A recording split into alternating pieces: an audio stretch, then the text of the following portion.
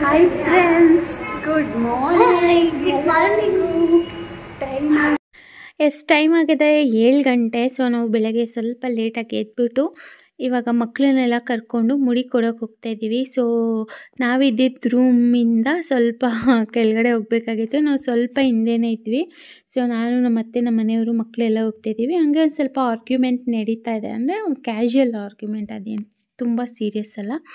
So ಎಲ್ಲರೂ ಇಲ್ಲೇ ಇದ್ದೀವಿ. ಸೊ ಹೋಗ್ತಾ ಇದ್ದೀವಿ ಇವಾಗ.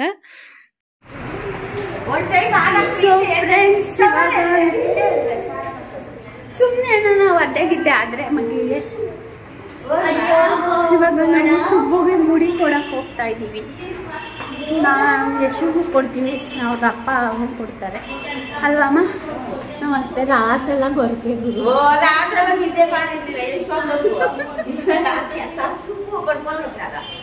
ನಮ್ಮ ಸುಬ್ಬು ಅಂತೂ ಒಂದು ನಿಮಿಷನೂ ನಿದ್ದೆ ಮಾಡೋಕ್ಕೆ ಬಿಡಲಿಲ್ಲ. ಹಿಂಸೆ ಕೊಟ್ಟಾಕ್ಬಿಡ ರಾತ್ರಿ ಎಲ್ಲ. ಇಲ್ಲೇ ಹೋಯ್ತಾ ಅವ್ನು ತೋರಿಸ್ತೀನಿ. ಸೊ ಎಸ್, ಸುಬ್ಬು ಅಂತೂ ನಮಗೆ ಫುಲ್ಲು ಟಾರ್ಚರು. ಕಾರಲ್ಲೂ ಟಾರ್ಚರು, ರೂಮಲ್ಲೂ ಟಾರ್ಚರು, ರಾತ್ರಿ ಪೂರ್ತಿ ಟಾರ್ಚರು. ಅವನಿಗೆ ಪ್ಲೇಸ್ ಚೇಂಜ್ ಆಯಿತು ಅಂತಲೂ ಇಲ್ಲ, ಎಲ್ಲರೂ ಒಟ್ಟಿಗೆ ಇದ್ವಿ ಅಂತಲೂ ನಿದ್ದೆನೇ ಮಾಡಲಿಲ್ಲ, ನಿದ್ದೆನೂ ಕೊಡಲಿಲ್ಲ. ಮತ್ತು ಕಂಟಿನ್ಯೂಸ್ ಆಗಿ ಫೀಡ್ ಮಾಡಬೇಕು. ನನಗಂತೂ ತುಂಬಾ ಅಳು ಬರೋ ಥರ ಆಗ್ಬಿಟ್ಟಿತ್ತು. ಯಾಕಂದರೆ ಟ್ರಾವೆಲ್ ಮಾಡಿದರೆ ಸ್ವಲ್ಪ ನಂಗೆ ತಲೆನೋವು ಅನಿಸ್ತಾಯಿತ್ತು. ಬಟ್ ಇನ್ನೇನು ಮಾಡೋಕ್ಕಾಗಲ್ಲ, ಮಕ್ಕಳಲ್ವ ಅಂದ್ಬಿಟ್ಟು ಅಡ್ಜಸ್ಟ್ ಮಾಡ್ಕೊಂಡಿದ್ದು. ಆ್ಯಂಡ್ ಅದಾದಮೇಲೆ ನಾವು ಇಲ್ಲಿ ದೇವಸ್ಥಾನದ ಮುಂದೆನೇ ಮುಡಿ ಕೊಡೋಕೆ ಹೋಗಬೇಕು. ಸೊ ಇವಾಗ ನಾವೆಲ್ಲ ರೆಡಿ ಆಗಿಬಿಟ್ಟು, ರೆಡಿಯಾಗಿರ್ಲಿಲ್ಲ, ಸ್ನಾನನೇ ಮಾಡಿರಲಿಲ್ಲ, ಅದಕ್ಕೆ ಮುಂಚೆನೇ ಹೋಗ್ತಾಯಿದ್ವಿ ಮುಡಿ ಕೊಟ್ಬಿಟ್ಟು ಬರೋಣ ಅಂತ. ನಾವು ಬೇಗ ಎದ್ದೊಳ್ಬೇಕು, ಬೇಗ ಹೋಗಬೇಕು ದರ್ಶನಕ್ಕೆ ಅಂದ್ಕೊಂಡ್ವಿ. ಬಟ್ ಆಲ್ರೆಡಿ 7 ಗಂಟೆ ಆಗೋಗಿತ್ತು. ಒಬ್ರಿಗೂ ಎಚ್ಚರನೇ ಆಗಿರಲಿಲ್ಲ, ಯಾಕಂದರೆ ರಾತ್ರಿಯೆಲ್ಲ ನಿದ್ದೆ ಇರಲಿಲ್ವಲ್ಲ. ಸೊ ಇವಾಗಂತೂ ಮಂತ್ರಾಲಯನ ಒಂಥರ ಹಳೆ ಕಾಲದ ರಾಜರದ್ದು, ಅಂದರೆ ನನಗೇನು ಎಕ್ಸ್ಪ್ಲೇನ್ ಮಾಡೋಕ್ಕೆ ಬರ್ತಾಯಿಲ್ಲ. ಸೊ ಹಳೆ ಕಾಲದಲ್ಲಿ ರಾಜರ ಆಡಳಿತ ಇದ್ದಾಗ ಎಲ್ಲ ಇರೋದಲ್ಲ ನಗರಗಳು, ಆ ಥರ ಮಾಡಿದ್ದಾರೆ. ನೋಡೋಕ್ಕೆ 2 ಕಣ್ಣು ಸಾಲದು. ಮೊದಲು ಈ ಥರ ಇರಲಿಲ್ಲ, ಮೊದಲು ಬೇರೆ ಥರ ಇತ್ತು. ಬಟ್ ಇವಾಗಂತೂ ತುಂಬ ಚೆನ್ನಾಗಿ ಮಾಡಿದ್ದಾರೆ. ಅಲ್ಲಿ ನೋಡಿದ್ರೆ ಒಂಥರ ಅರಮನೆ ನೋಡೋ ಫೀಲೇ ಬರುತ್ತೆ ಅಂತ ಹೇಳ್ಬೋದು. ತುಂಬ ಜನ ಬಂದಿದ್ದರು. ಅಂದರೆ ಯೂಶ್ವಲಿ ಮಂತ್ರಾಲಯ ಎಷ್ಟು ರಶ್ ಇರೋಲ್ಲ. ನಾನೊಂದು 5-6 ಸರಿ ಹೋಗಿದ್ದೀನಿ, ಇಷ್ಟು ರಶ್ ಇರ್ತಾ ಇರಲಿಲ್ಲ. ಬಟ್ ಈ ಸರಿ ತುಂಬ ರಶ್ ಇತ್ತು, ಮತ್ತು ತುಂಬ ಹೊತ್ತು ವೆಯ್ಟ್ ಮಾಡಿದ್ವಿ ಕೂಡ ಕ್ಯೂನಲ್ಲಿ. ಹಾಗೆ ಇನ್ನೊಂದು ಖುಷಿ ಪಡೋ ವಿಷಯನೇ, 3-4 ಜನ ನನ್ನ ಮಾತಾಡ್ಸಿದ್ರಿ, ಅಂದರೆ ಐಡೆಂಟಿಫೈ ಮಾಡಿ ಮಾತಾಡ್ಸಿದ್ರಿ. ತುಂಬ ಖುಷಿಯಾಯಿತು. ಅದರಲ್ಲಿ ವಿದ್ಯಾ ಅವರು ಮತ್ತು ಸುಧಾ ಅವರು ನಾವು ರೂಮಿಂದ ಆಚೆ ಬರುವಾಗ ಮಾತಾಡ್ಸಿದ್ರು, ನಮ್ಮ ಅತ್ತೆನ, ನನ್ನ ಎಲ್ಲ. ಮತ್ತು ಗಾಯತ್ರಿ ಅವರು, ಇನ್ನೊಬ್ಬರು ನೇಮ್ ನಾನು ಕೇಳಲಿಲ್ಲ, ಸಾರಿ. ಅವ್ರದ್ದು ನೇಮ್ ಕೇಳೋಕ್ಕೆ ನನಗೆ ಹೊಳಿಲಿಲ್ಲ. ಆಮೇಲೆ ನಾನು ಅಂದ್ಕೊಂಡೆ, ಅಯ್ಯೋ ನೇಮೇ ಕೇಳಲಿಲ್ವಲ್ಲ ಅಂತ. ಸೊ ಜನ ಮಾತಾಡ್ಸಿದ್ರೆ ತುಂಬ ಖುಷಿ ಆಯಿತು ನೀವು ಮಾತಾಡಿಸಿದ್ದು. ನಮಗೂ ಯಾರಾದರೂ ನೀವು ಐಡೆಂಟಿಫೈ ಮಾಡಿ ಮಾತಾಡ್ಸಿದ್ರೆ ತುಂಬ ಖುಷಿ ಆಗುತ್ತೆ. Thank you so much. So ಮತ್ತು ಇಲ್ಲಿ ನಾವು ಮುಡಿ ಕೊಡೋಕ್ಕೆ ಬಂದ್ವಿ. ಸುಬ್ಬುಗೆ ಸ್ಟಾರ್ಟಿಂಗ್ ಮುಡಿ ಕೊಡಿಸ್ತಾ ಇದ್ದೀವಿ. ಅಂದರೆ 2ನೇ ಸರಿ ಫಸ್ಟ್ ತಿರುಪತಿಲಿ ಮುಡಿ ಕೊಟ್ಟಿದ್ವಿ. ಸೊ ಸ್ಟಾರ್ಟಿಂಗ್ ನೀರು ಹಾಕುವಾಗ ಸ್ವಲ್ಪ ತಣ್ಣಗಿದ್ದಿದ್ದರಿಂದ ಅವ್ನಿಗೆ ಸ್ವಲ್ಪ ಹಿಂಸೆ ಆಯಿತು. ಅಂದರೆ ಅವ್ನಿಗೆ ಯಾವತ್ತೂ ನಾವು ತಣ್ಣೀರು ಸ್ನಾನ ಎಲ್ಲ ಮಾಡಿಸಿಲ್ಲವಲ್ಲ, ಅವ್ನಿಗೆ ಬಿಸಿ ನೀರು ಇರಬೇಕು. ಸ್ಟಾರ್ಟಿಂಗ್ ಹಿಂಸೆ ಆಯಿತು. ಆಮೇಲೆ ಮುಡಿ ಕೊಡುವಾಗ ಆರಾಮಾಗಿ ಅವ್ರ ಮೇಲೆ ಮಲ್ಕೊಂಡು ಮುಡಿ ಕೊಟ್ಟ. ಸ್ವಲ್ಪನೂ ಅಳ್ಳಿಲ್ಲ, ಆರಾಮಾಗಿ ಮಾಡಿಸ್ಕೊಂಡ. ಯಶು ಅಂತೂ ಅವನಿಗೂ 2ನೇ ಮುಡಿ ನಾವು ಮಂತ್ರಾಲಯದಲ್ಲೇ ಕೊಟ್ಟಿದ್ದು. ಯಶುಗೂ ಅವನು ಚಿಕ್ಕವನಿದ್ದಾಗ ತುಂಬ ಹಠ ಮಾಡಿದ್ದ, ನಾವು ಹಾಗೆ ಅಂದ್ಕೊಂಡ್ವಿ. ಬಟ್ ಸುಬ್ಬು ಆರಾಮಾಗಿದ್ದ, ಯಾವುದೂ ಟೆನ್ಷನ್ನೇ ಇರಲಿಲ್ಲ ಅವನಿಗೆ. ಪಕ್ಕದಲ್ಲಿ ಒಂದು ಚಿಕ್ಕ ಹುಡುಗ ಕೂತಿದ್ದ, ಅವನು ನೋಡ್ಕೊಂಡು ಅವನು ಸುಮ್ಮನೆ ಮಾಡಿಸ್ಕೊಂಡ. ನಮಗೂ ಖುಷಿ ಆಯಿತು, ಇಟ್ಕೊಳ್ಳೋಕ್ಕೆಲ್ಲ ಏನು ಹಿಂಸೆ ಕೊಡಲಿಲ್ವಲ್ಲ ಅಂತ. ಪಕ್ಕದಲ್ಲಿ ಯಶುಗೂ ಕೂಡ ಮುಡಿ ಕೊಡ್ತಾ ಇದ್ದೀವಿ. ಒಟ್ಟಿಗೆ ಕೊಡ್ಸೋಣ ಅಣ್ಣ ತಮ್ಮಂದ್ರಿಗೆ ಅಂತ, ಜೊತೆಗೆ ಅವ್ರ ಅಪ್ಪಂಗೂ ಕೊಡ್ಸೋಣ ಅಂತ ಹೇಳಿ ಎಲ್ಲರಿಗೂ ಕೊಟ್ಟಿದ್ದು.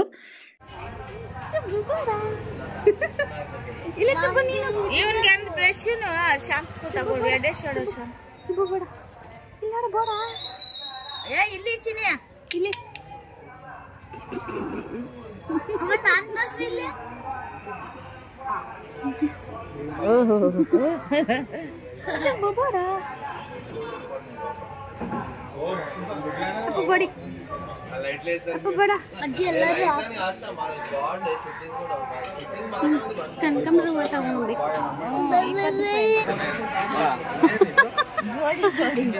ಹಿಂಗೆಲ್ಲ ಮಾತ್ರ ಕರಿ ವಿಷು ಕರಿ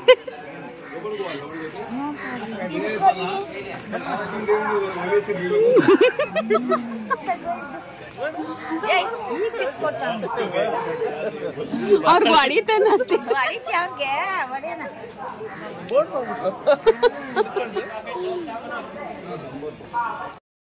ಸೊ ನಮ್ಮ ಮಾವ ಅಪ್ಪ ನಡೆಯೋಕೆ ಆಗ್ತಾ ಇರಲಿಲ್ಲ, ಅಂದರೆ ಅವ್ರಿಗೆ ಸ್ವಲ್ಪ ಮಂಡಿ ನೋವು ಜಾಸ್ತಿ ಆಗಿತ್ತು ಟ್ರಾವೆಲ್ ಮಾಡಿದ್ರಿಂದ. ಸೊ ಅದಕ್ಕೆ ಅವರು ರೂಮಲ್ಲೇ ಇದ್ದು ಅಲ್ಲೇ ರೆಡಿಯಾಗಿ ಬಂದಿದ್ದರು. ಸೊ ಫೋಟೋಸ್ ನಮ್ಮ ಮಾವನ ತೆಗಿಯೋಕ್ಕಾಗಿಲ್ಲ, ಯಾಕಂದರೆ ಅವ್ರು ಫಸ್ಟೇ ಸೀನಿಯರ್ ಸಿಟಿಸನ್ ಅಂತ ದರ್ಶನಕ್ಕೆ ಕೊಟ್ಟೋದ್ರು. ಆಮೇಲೆ ಫಸ್ಟೇ ರೂಮ್ಗೆ ಹೊಟ್ಟೋಗ್ಬಿಟ್ಟಿದ್ರು.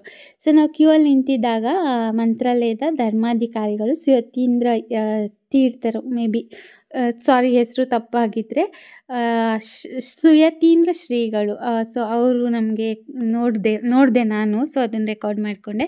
ಆ್ಯಂಡ್ ಅದಾದಮೇಲೆ ನಾವು ಇಲ್ಲಿ ಕ್ಯೂ ಅಲ್ಲಿ ಹೋಗ್ತಾ ಇದ್ದೀವಿ. ಸೊ ನಾನು ಈ ಆರ್ಗ್ಯಾನ್ಸ ಸ್ಯಾರಿ ಹಾಕ್ಕೊಂಡಿದ್ದೆ, ತುಂಬ ಹಳೇದಿದು, ನಮ್ಮ ದೊಡ್ಡತ್ತೆ ಅವ್ರು ಕೊಡಿಸಿದ್ದು. ಸೊ ಅದನ್ನು ಹಾಕ್ಕೊಂಡಿದ್ವಿ. ಸೊ ಮಂತ್ರಾಲಯದಲ್ಲಿ ದರ್ಶನ ಎಲ್ಲ ಮುಗಿಸ್ಕೊಂಡು ಟಿಫನ್ ಎಲ್ಲ ಅಲ್ಲೇ ಮಾಡಿಕೊಂಡು ಕೊನೆಗೆ ಇಲ್ಲಿ ಪಂಚಮುಖಿ ಆಂಜನೇಯ ಟೆಂಪಲ್ಗೆ ಬಂದಿದ್ದೀವಿ. ಸೊ ಇಲ್ಲೂ ಅಷ್ಟೇ ಅವತ್ತೇನೋ ತುಂಬ ರಶ್ ಇತ್ತು. ಯೂಶ್ವಲಾಗಿ ಪಂಚಮುಖಿ ಟೆಂಪಲಲ್ಲಿ 5-6 ವೆಹಿಕಲ್ಸ್ ಇರೋದಷ್ಟೇ, ಬಟ್ ಇವತ್ತಂತೂ ತುಂಬ ರಶ್ ಇತ್ತು, ಯಾಕೆ ಅಂತ ಗೊತ್ತಿಲ್ಲ. ಸೊ ಫೈನಲಿ ಬಂದಮೇಲೆ ದರ್ಶನ ಮಾಡಲೇಬೇಕು ಅಂತ ಹೇಳಿ ಹಿಂದೆ ಚಿಕ್ಕ ಚಿಕ್ಕ ಮೆಟ್ಲಿದೆ, ಮುಂದೆ ತುಂಬ ದೊಡ್ಡ ಮೆಟ್ಲು, ವಯಸ್ಸಾದವ್ರಿಗೆಲ್ಲ ಹತ್ತಕ್ಕಾಗಲ್ಲ. ಸೊ ಅದಕ್ಕೆ ಹಿಂದಿನ ಮೆಟ್ಲಲ್ಲಿ ಹೋಗೋಣ ಅಂತ ಹೇಳಿ ಹೋಗ್ತಾ ಇದ್ದಾರೆ. ಸುಬ್ಬು ಮಲ್ಕೊಬಿಟ್ಟಿದ್ದ, ಅವ್ನು ಎತ್ಕೊಬರೋದೇ ದೊಡ್ಡ ಟಾಸ್ಕ್.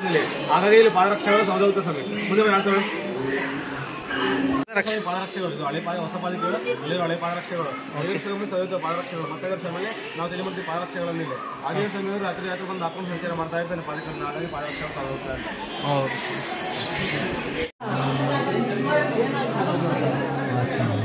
ಇನ್ನು 3 ವರ್ಷ ಆದಮೇಲೆ ಪೂರ್ತಿ ಸೌದಿರ್ತಾವೆ. ಆವಾಗ ಈ ಪಾದಲ್ಲಿ ರೂಮಲ್ಲಿ ಇಡ್ತಾರೆ, ಮುಂದೆ ಪಾದ ಇಲ್ಲಿ ಇಡ್ತಾರೆ, ಮತ್ತೆ ಇನ್ನೊಂದು ಹೊಸ ಪಾದ ಮಾರ್ಕೆಟ್ ಒಂದು ಇಲ್ಲಿ ಇಡ್ತಾರೆ. 5 ವರ್ಷಕ್ಕೋಸ್ಕರ ಚೇಂಜ್ ಮಾಡ್ತಾರೆ. ಇದು ಹಳೇದ, ಇದು ಹೊಸದ? ಇದು ಹಳೆ ಸ್ವಾಮಿ, ಇದು ಹಳೆ ಸ್ವಾಮಿ, ಅದು ಹೊಸ, ಆ ಕಡೆ ಹೊಸ. ಇದು ಸ್ವಾಮಿಗಳು ಚೇಂಜ್ ಮಾಡ್ತಾರೆ, ಅದನ್ನ ಹಾಕೊಂಡು ಅಡ್ಡಾಡ್ತಾನೆ ಅಂತ. 5 ಆಂಜನೇಯ ಸ್ವಾಮಿ. ಓಕೆ, 5 ವರ್ಷ ಆದಮೇಲೆ ಸೌದೆ ಮೇಲೆ ಚೇಂಜ್ ಮಾಡ್ತಾರೆ. 5 ವರ್ಷ. ನಮ್ಗೆ ಅಷ್ಟೇ. ಸೊ ಇಲ್ಲೆಲ್ಲ ನಾವು ಹಿಂದೆ ನೋಡಿ, ನಾನು ಅಲ್ಲಿ ಕೂತ್ಕೊಬಿಟ್ಟಿದ್ದೀನಿ.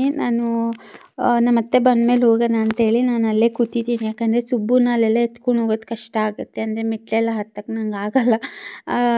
ಪಾಪು ಸ್ವಲ್ಪ ಆರಾಮಾಗಿರಬೇಕು ನನಗೆ. ಅಲ್ಲೆಲ್ಲ ಹೋಗಿ ಹಿಂಸೆ ಕೊಡೋದು, ಕ್ಯೂ ಅಲ್ಲಿ ನಿಂತ್ಕೊಳ್ಳೋದು, ಮತ್ತು ದೇವ್ರ ದರ್ಶನ ಕರೆಕ್ಟಾಗಿ ಆಗಲ್ಲ. ಸೊ ಅದಕ್ಕೆ ಮತ್ತೆ ಬಂದಮೇಲೆ ಮತ್ತೆ ಕೈ ಕೊಟ್ಬಿಟ್ಟು ಹೋಗೋಣ ಅಂತ ಹೇಳಿ ಅಲ್ಲೇ ವೆಯ್ಟ್ ಮಾಡ್ತಾಯಿದ್ದೆ ನಾನು. ಆ್ಯಂಡ್ ಅದಾದಮೇಲೆ ಮತ್ತೆ ಬಂದಮೇಲೆ ನಾನು ಹೋಗಿ ದೇವ್ರ ದರ್ಶನ ಮಾಡಿಕೊಂಡು ಸುಬ್ಬುನ ಎತ್ಕೊಂಡು ಇವಾಗ ಕಾರ್ ಹತ್ರ ಹೊರಟಿದ್ದೀನಿ ನಾನು. ನೋಡ್ಬೋದು ಪಾಪ ನಿದ್ದೆ ಮಾಡ್ತಾಯಿತ್ತು ಪಾಪು.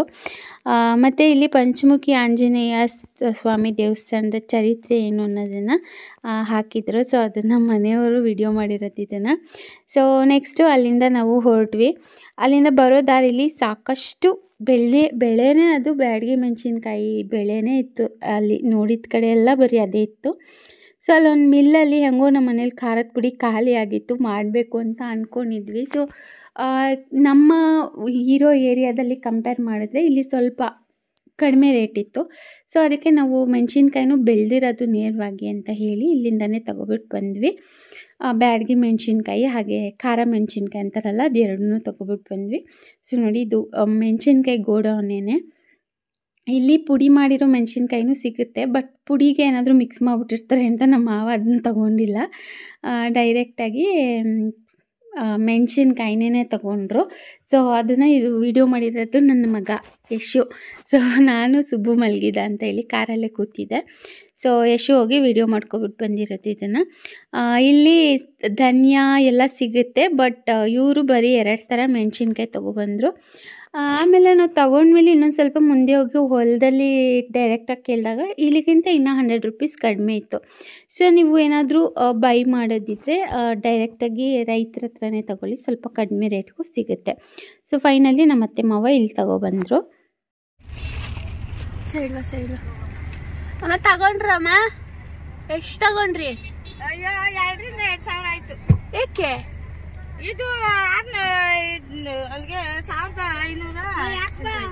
2,000 ಅಂದ್ಬಿಟ್ಟು 1,500 ಅಂತ ವಿಷಯ. ಲೇ ಅಕ್ಕ ಬರಲ್ಲ, ಒಂದ್ ಸೈಡ್ಗೆ ಇಕ್ಬಿಡ್ರಿ.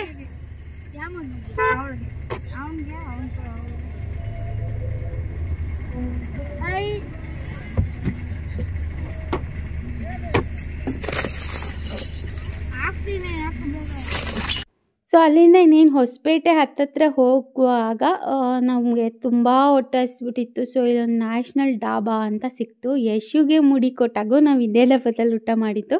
ಸೊ ಇಲ್ಲೇ ಮಾಡಬೇಕು ಅಂತ ಹೇಳ್ಬಿಟ್ಟು ಬಂದ್ವಿ. ಸಿಕ್ತು ಕೂಡ, ಅದೇ ಪ್ಲೇಸ್ಗೆ ನಿಲ್ಲಿಸೋ ಥರ ಆಯಿತು. ತುಂಬ ಖುಷಿ ಆಯಿತು, ಅಂದರೆ ಇಬ್ಬರದು ಒಂದೇ ಥರ ಆಯ್ತಲ್ಲ ಅಂತ ಹೇಳಿ. ಸೊ ಇಲ್ಲಿಗೆ ಬಂದು ನಮಗೆ ಬೇಕಾಗಿರೋಂಥ ಫುಡ್ಡೆಲ್ಲ ಆರ್ಡರ್ ಮಾಡಿ ತುಂಬ ಹೊತ್ತು ವೆಯ್ಟ್ ಮಾಡಿದ್ವಿ. ತುಂಬ ಲೇಟ್ ಮಾಡಿಬಿಟ್ರು ಸರ್ವೀಸು.